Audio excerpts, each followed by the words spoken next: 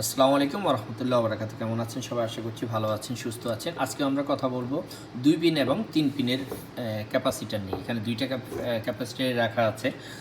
তো নরমালি 2 পিনের মধ্যে কি হয়, অনেক জায়গায় 2 পিন থাকে যেখানে স্টার্টিং আপনার কম্প্রেসারের জন্য আলাদা আলাদা ক্যাপাসিটর থাকে এবং ফ্যানের জন্য আলাদা ক্যাপাসিটর থাকে। তো এখানে হচ্ছে ফ্যানের 2 পিনের জায়গায় রান অথবা স্টার্ট যে কোনো একটা আপনি এখানে লাগাতে পারেন। যদি এখানে রান লাগান, এখানে যদি স্টার্টিং এখানে লাগান, এখানে কোনো সমস্যা নেই। এবং যেখানে রান লাগবেন সেখান থেকে একটা ওয়্যার বের হয়ে যাবে, সেটা আর কি সাপ্লাইতে চলে যাবে। আচ্ছা, ওকে, গেল 2 পিনেরটা। এখন আমরা কথা বলবো 3 পিন সম্পর্কে। 3 পিন সম্পর্কে এখানে হচ্ছে আপনার সি এবং হার্ম, আরেকটা হচ্ছে ফ্যান। আচ্ছা, সি হচ্ছে কম্প্রেসারের রানিংটা এখানে চলে আসে সব সময়।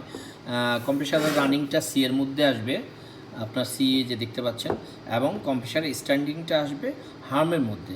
তো এখানে আর যে ফ্যানটা দেখতে